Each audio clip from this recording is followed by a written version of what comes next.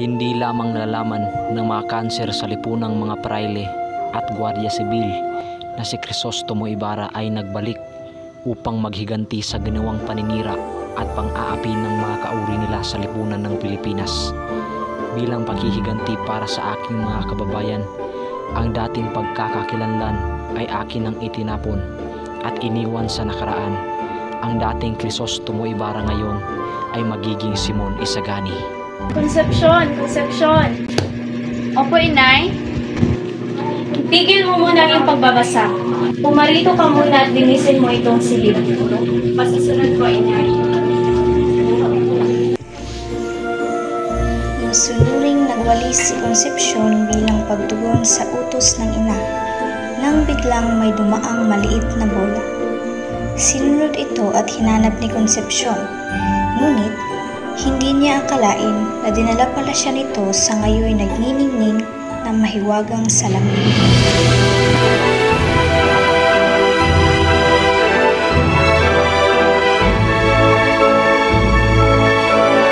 Anak, huwag na huwag mong hahawakan ang salamin yan, ha? Bakit po, Inay? Pinaniniwalaan na may sumparo yung salamin na yan ayon sa iyong lola at lolo. Kabilin-bilinan sa akin na huwag ko raw iyang hawakan kung ayaw kong makaranas ng sumpa. Ito, Inay, masusunod ko.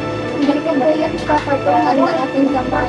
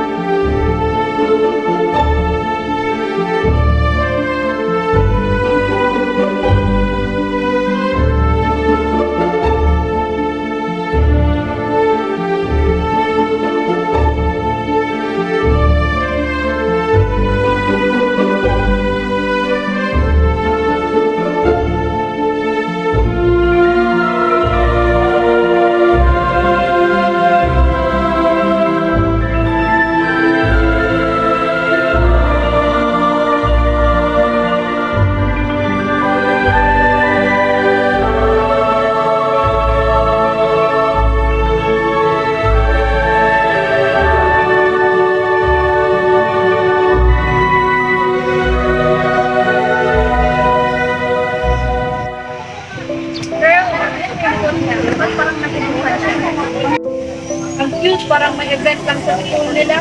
O baka kuha ng makeup. Ano ba kayo? April na April, hindi pa kukuhan para sa buwan ng makeup.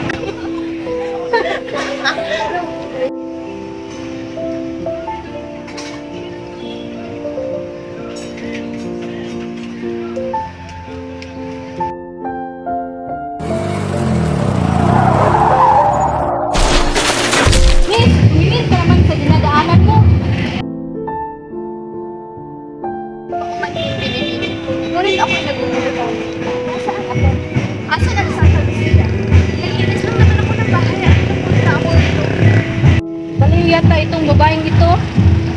Mag-ingat ka sa susunod. Ate, may problema po ba dito? Iyang babaeng iyan, ginujoke ka yata ako.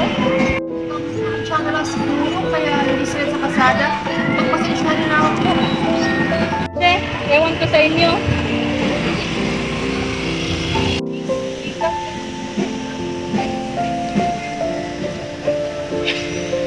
Okay ka lang ba?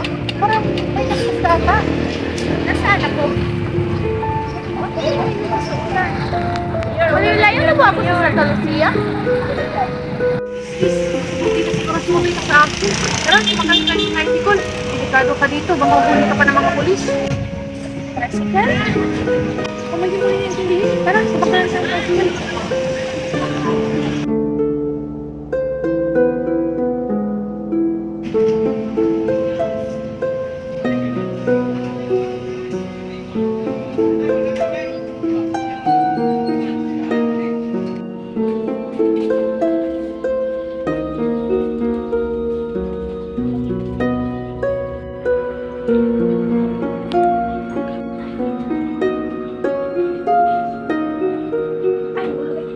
Sumuko ka. Huwag ka mag-alala ko ang tao. Kakaiba ang aking nakikita. Nababaliw na yata ako. Dibot na pagkauntog ko sa paradise habang ako'y naglilinis. Saan ka ba nang galing, miss? Hindi miss ang aking pangalan. Ako ay si Concepcion Martinez Soriano E. Ortiz. Sure ka? Kapangalan mo kasi yung lola ko. Pero, bakit ka napunta rito sa Quezon? May pamilya ka ba? Anong mga parangal ito? Yan. Mga certificates ko yan sa school. Mahilig kasi ako sunwaring mga palipalat gaya ng sa academic at sports. Ikaw ay nakapag-aral? Oo naman. Ako ay first year ngayon sa kolehiyo at kinuha ko ang kurso ng engineering kasi gusto ko makapagtayo ng sariling bahay na balang araw. Sa Santa Lucia, ang mga babae hindi tinutulutang makapag-aral. Ang tanging babaeng makapag-aral lamang ay ang mga mayayaman. Mahal na mahal na yata ang tuition fee sa inyo.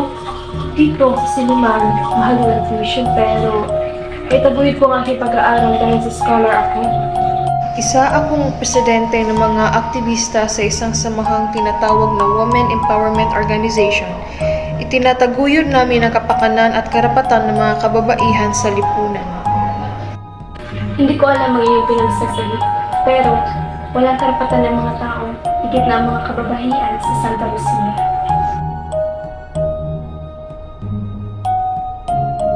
Pinag-aasawa kami sa hindi namin gusto.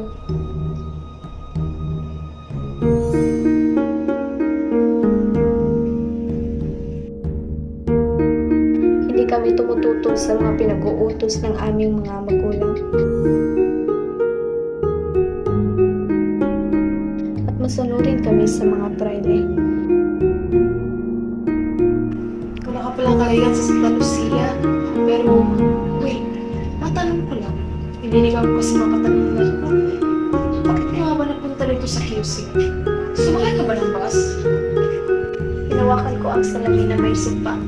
Kasalanan ko ito, hindi ko pinakita ng inay. Ngayon hindi ko na alam kung paano bumalik sa Santa Lucia. Alam mo, ang weird mo. Pero what if, gaya ng mga fantasy movies, kapag umawak ka ulit sa salamin, makabalik ka ulit sa Santa Lucia? Meron ka bang salamin? Oo naman. Wait, teka lang.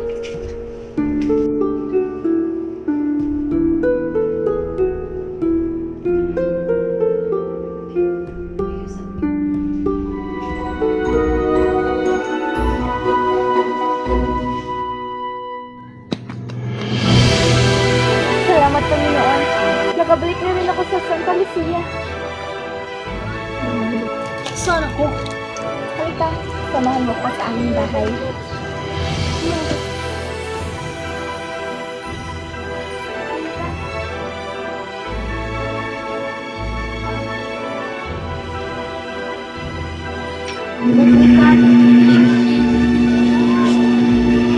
Rika, nandito kayo sa nakaraan?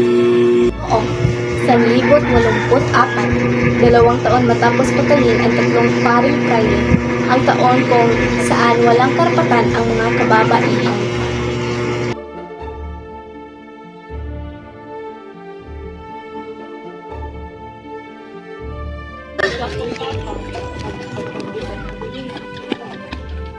Papilyo-pilyo, palibhasa walang pinag-aralan. Tara na.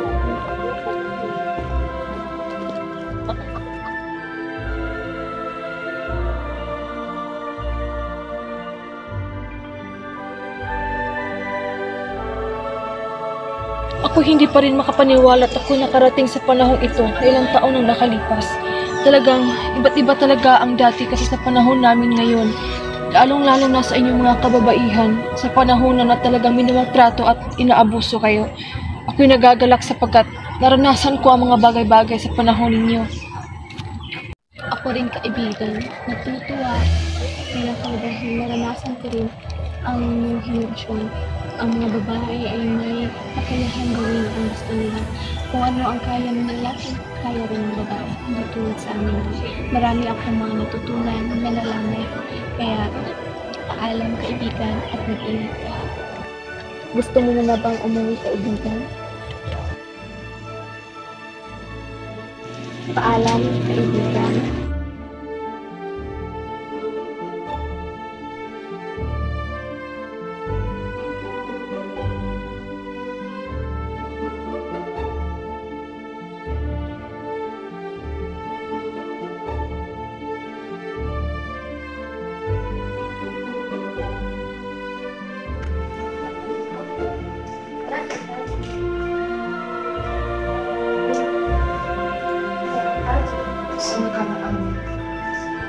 Sa kinabukasan, hasta que nos volvamos a ver.